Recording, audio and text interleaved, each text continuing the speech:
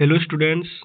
तो आज आम तुम दशम श्रेणी चैप्टर 18 स्टार्ट करवा कृषि विकास। तो आज कृषि विकास कंप्लीट ये चैप्टर को आज कंप्लीट करवा पूरा स्टार्ट करवा। प्रथम अच्छी देख तुम चैप्टर 18 कृषि विकास। कृषि विकास जदि आम आरंभ करवा तेरे तुमको खाता पेन प्रथम बाहर कर तापर से मुझे नोट दूची से ही नोट छड़ा किसी पढ़ा तुमको पड़ो नहीं। यहाँ को नोट डाउन कर चलो है। चलो स्टार्ट करवा। तो देख प्रथम हेडिंग दियो कृषि विकास। कृषि ओडिशा रे अधिकांश लोकंकर प्रमुख जीविका होइथिबारु स्वाधीनता परर सरकारक प्रधान कार्य थिला जमी रे प्रकृत कृषि कार्य करुथुवा चाषी को सत्वाधिकार प्रदान। तो कौन कही ना देख कृषि ओडिशार अधिकांश लोकंकर प्रधान जीविका। ओके तो आम जो देश अच्छी भारत है भारत कथा नेबा और ओडिशा कथा नेबा। तो भारत रे एवं ओडिशा रे दुई क्षेत्र रे आमर कृषि होची आमर देशर प्रधान जीविका। आम देशर अधिकांश लोक कृषि कार्य उपरे निर्भर करी निजर परिवार पोषण करिथांती। तो तापरे कोन होईची आमर स्वाधीनता परवर्ती काल रे भारत सरकार प्रधान कार्य थिला तांकर प्रधान कार्य थिला जमी रे प्रकृत रे कृषि कार्य करुथवा चाषी को सत्वाधिकार प्रदान सेमानंकु निजर अधिकार प्रदान करिबा थिला सरकार को प्रमुख लक्ष्य। सेमानंकु सत्वाधिकार प्रदान करिबा अर्थ कृषक जो जमी रे चाष करथिले ताहा इंग्लिश सरकार को कर देबाकू पडुतला तथा तांको जमी मध्ये ताहा नथिला हैला तांको जमी मध्ये तांको ठारू हड़प करा जायतिला। तो सेही तांको जमीर अधिकार तथा सरकार को कर न देवा व्यवस्था को कहा जाउतिला तांकर सत्वाधिकार व्यवस्था पाइबा। तो सरकार ताहाकू चाषी माननकू सत्वाधिकार प्रदान करिबा तांकर प्रधान लक्ष्य थिला हैला। यहाँ पर देख यही समस्या समाधान क्षेत्र में चिरस्थायी बंदोबस्त समय प्रचलित जमीदारी प्रथा प्रधान प्रतिबंधक थिला। तो यही समस्यार समाधान निमित्त तांकर प्रथम प्रतिबंधक थिला चिरस्थायी बंदोबस्त समय प्रचलित जमीदारी प्रथा हैला। चिरस्थायी बंदोबस्त समय कौन होता ना जमीदारी प्रथा लागू करा जहाँ फल जमीदार मानक अधीन रे चाषी माने फसल अमल करुथिले और तांकू अधिक रु अधिक कर देबाकू पड़ुथिला हैला। यह थिला तांकर प्रधान प्रतिबंधक।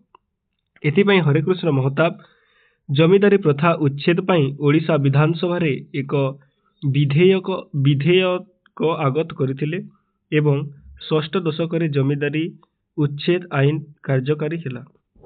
तो यह बहुत इंपोर्टेंट देख हरिकृष्ण महताब कौन करथिले ना जमीदारी प्रथा उच्छेद पाई हरिकृष्ण महताब प्रथमे जमीदारी प्रथा उच्छेद पाई ओडिशा विधानसभा रे एक विधेयक आगत करथिले। विधेयक माने तांगे प्रस्ताव रखिथिले कि हमर जमीदारी प्रथा उच्छेद हे बोली हैला।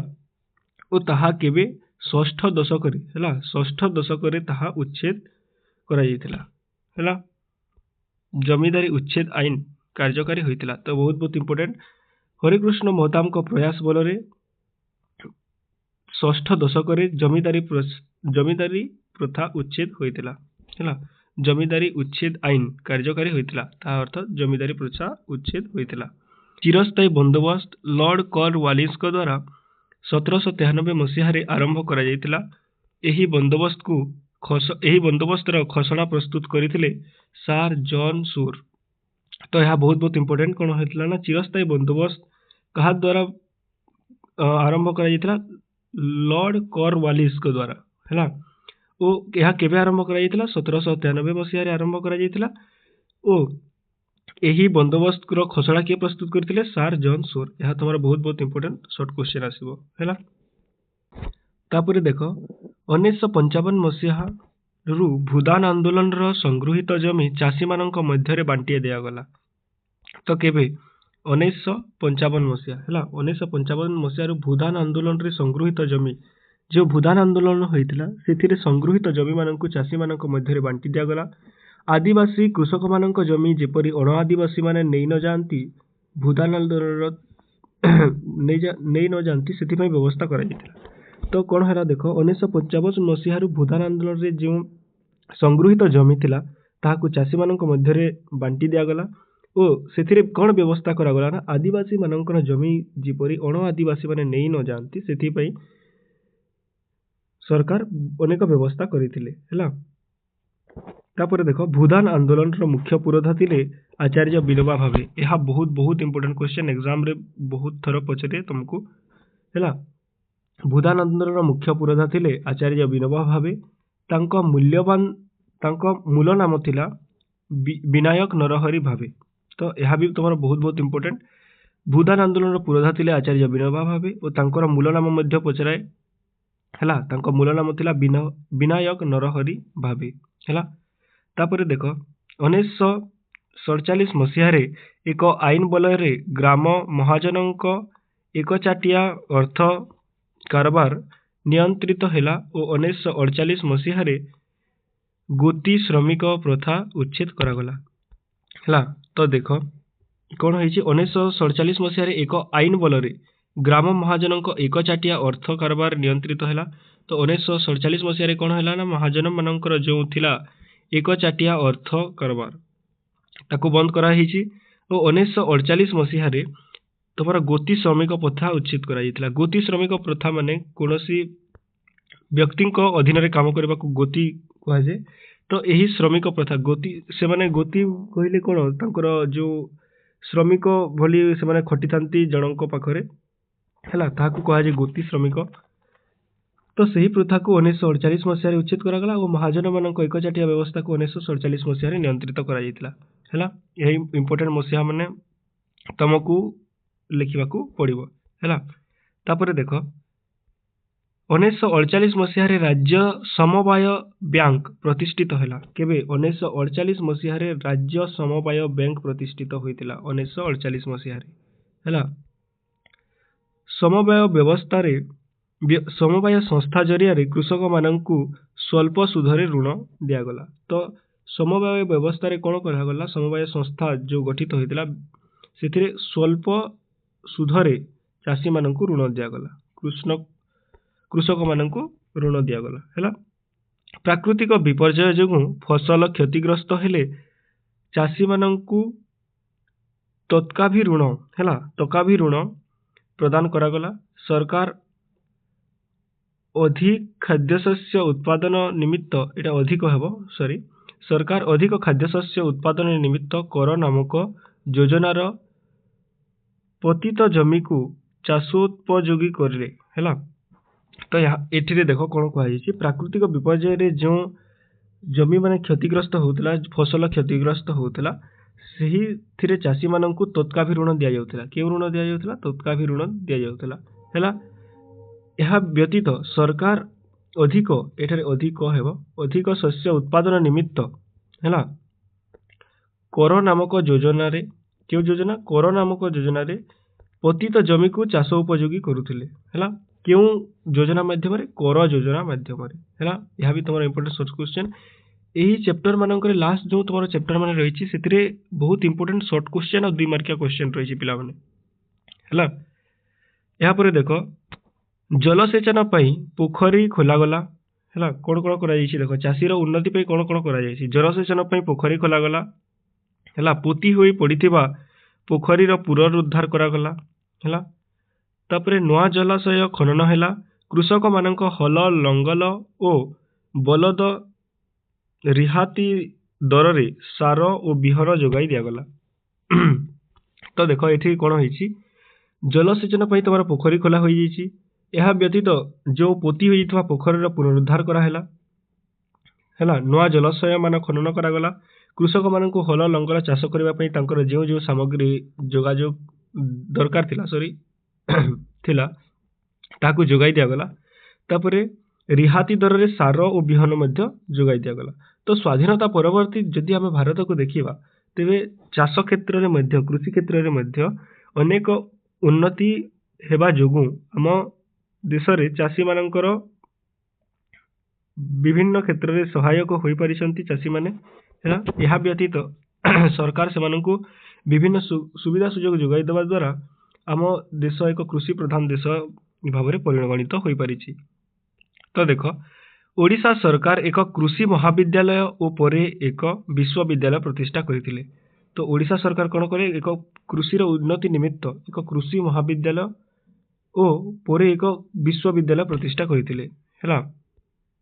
फल चाष अनुकूल तो ये इंपोर्टेंट शॉर्ट क्वेश्चन आसीगला देख पिला माने फल चाष अनुकूल पट्टांगी और जी उदयगिरी रे केन्द्र मान स्थापन करा जाई फल गछ चारा और कलमी फल गछ मानकु जोगाई दिया गला।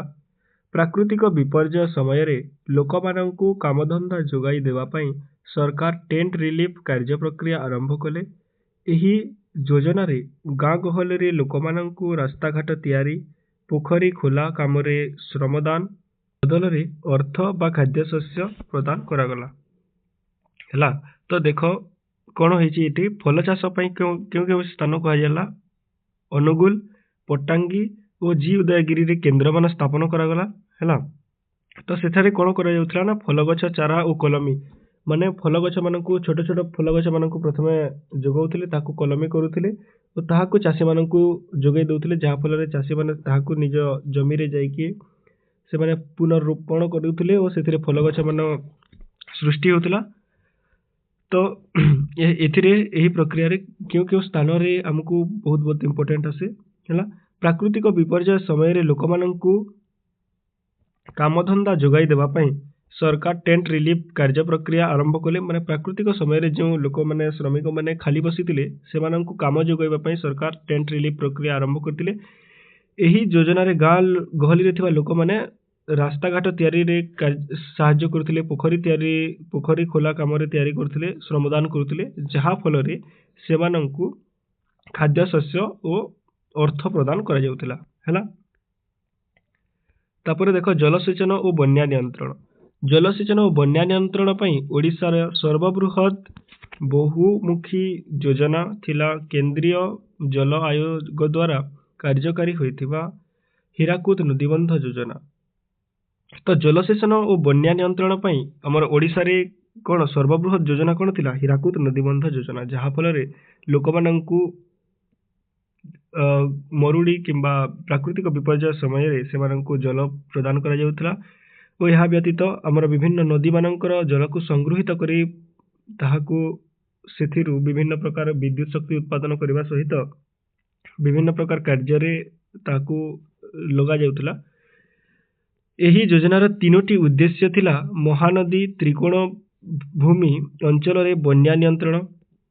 तो यह बहुत बहुत इंपोर्टेंट देख क्वेश्चन आसीबो 2 मार्क क्वेश्चन कि 3 मार्क क्वेश्चन आसीबो हीराकुद नदीबंध योजना हैला र तीनोटी उद्देश्य कौन थिला हैला। तीनोटी उद्देश्य तुमर को एग्जाम रे बहुत बहुत इंपोर्टेंट पचारि पारे हीराकुद नदीबंध योजना र उद्देश्य कौन। एही योजनार तीनोटी उद्देश्य थिला महानदी त्रिकोण भूमि अंचल रे बन्या नियंत्रण हैला। महानदी जो त्रिकोण भूमि अंचल महानदी उपकूलवर्ती अंचल जो बन्या आसुला ताकु नियंत्रण करिबा।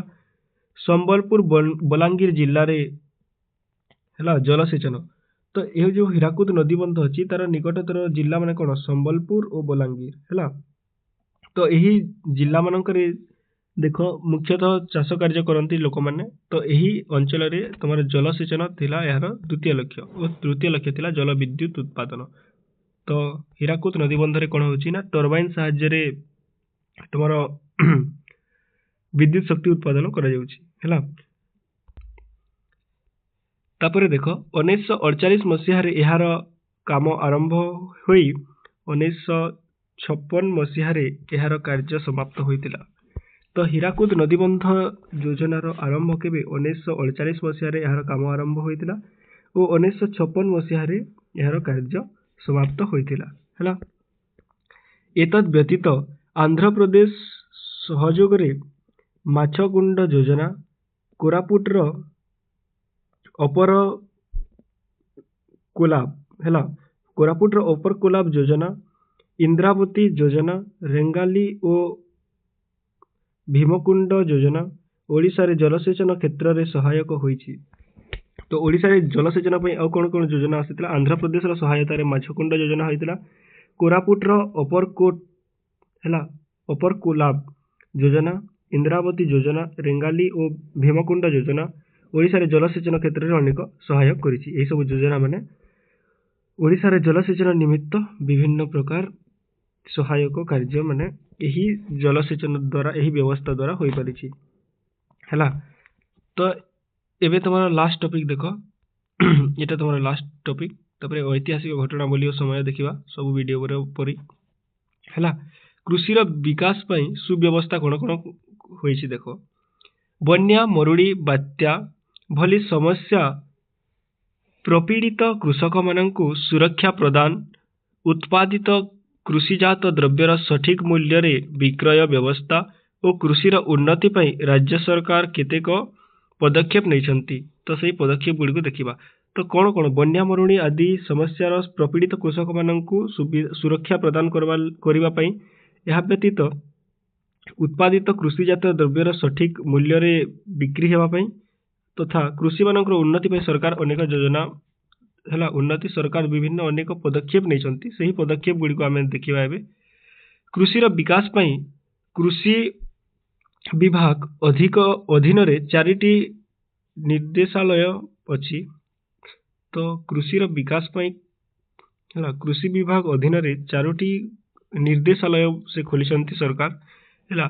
कृषि और खाद्य शस्य उत्पादन निर्देशालय तो 4टी जो निर्देशालय खोला होइछि से 4टी निर्देशालय मानक आम जदि नाम देखा है तो सही 4टी निर्देशालय देख कृषि और खाद्य शस्य उत्पादन निर्देशालय है। कृषि और खाद्य शस्य उत्पादन निर्देशालय तापरे उद्यान कृषि निर्देशालय मृत्तिका संरक्षण निर्देशालय है। तापरे रही जल विभाजिका उन्नयन निर्देशालय है। तो एठारे देख केमिति कृषि और खाद्य शस्य उत्पादन निर्देशालय जो कृषि और खाद्य शस्य उत्पादन को निर्देश करा जाए। तापरे उद्यान और कृषि निर्देशालय जो उद्यान कृषि उपर गुरुत्व दिया जाए। तापरे मृत्तिका संरक्षण निर्देशालय जो मृत्तिका संरक्षण विषय रे गुरुत्व प्रदान करा जाए। तापरे जल विभाजिका उन्नयन निर्देशालय है। एपरी 4टी निर्देशालय सरकार खोली।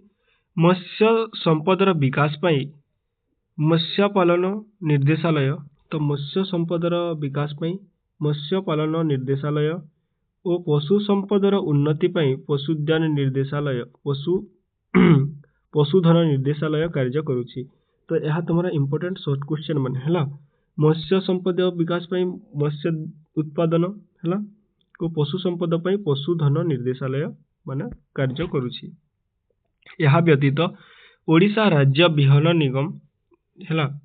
ओडिशा राज्य बिहन निगम ओडिशा कृषि शिल्प निगम कृषि संप्रसारण परिचालना प्रतिष्ठान ओडिशा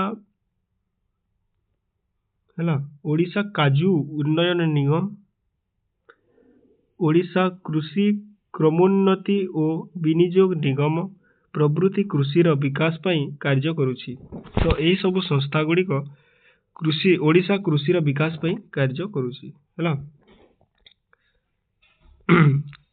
तारपर देखिबा प्रभृति कृषिर विकास पाई कार्य करुछि ओडिशा कृषि वैषयिक विश्वविद्यालय है। ओडिशा कृषि वैषयिक विश्वविद्यालय है ओ कृषि विभाग अधीनस्थ प्रशिक्षण प्रतिष्ठान गुड़िक कृषक मानक प्रशिक्षण एवं दिग्दर्शन देवा निमित्त कार्य करुछंती।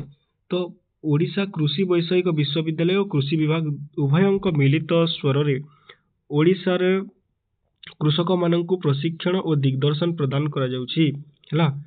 यह व्यतीत कटक रे केंद्रीय धान गवेषणा केंद्र एटा पूरा बहुत बहुत इंपोर्टेंट आमर धान गवेषणा केंद्र केउटी अछि कटक रे अछि है।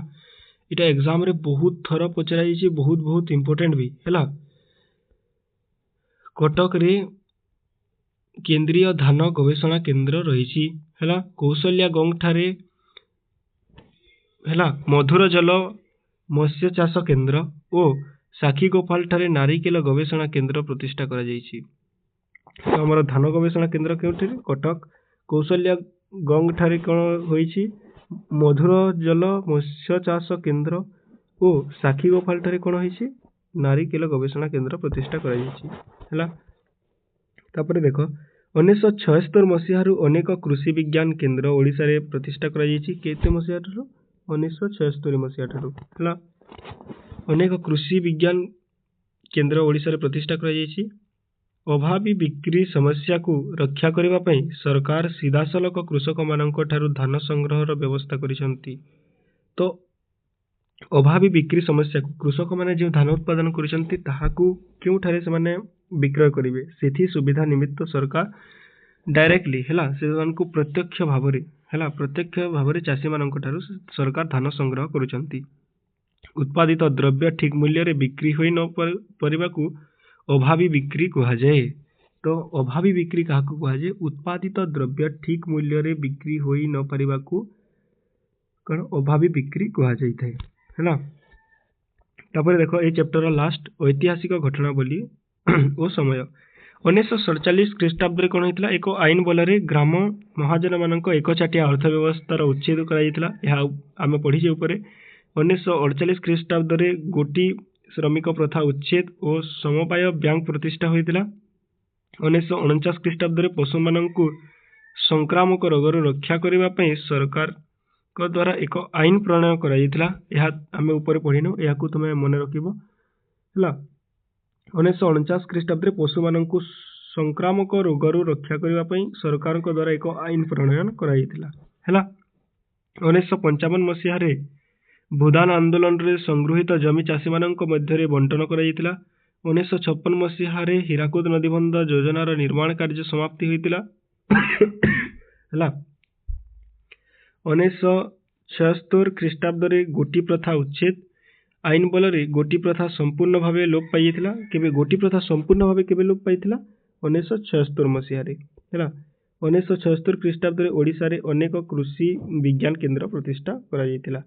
तो आज आमे एई वीडियो रे कंप्लीट आमे कृषि रो विकास चैप्टर को सारिले हला। तो आशा करूची तमे एई वीडियो रे सब जिनिस बुझी पारिथिबो। जदि कोनोसी जिनिस न बुझीछ तेबे कमेंट बॉक्स रे निश्चय लिखिबो। यह व्यतीत आमे कंप्लीट 10 क्लास रो हिस्ट्री एबे डिस्कशन करूचे। तो चैनल को सब्सक्राइब कर देबो और बेल आइकन को निहाती भाबरे ऑन कर देबो। आज पई एतिकी धन्यवाद।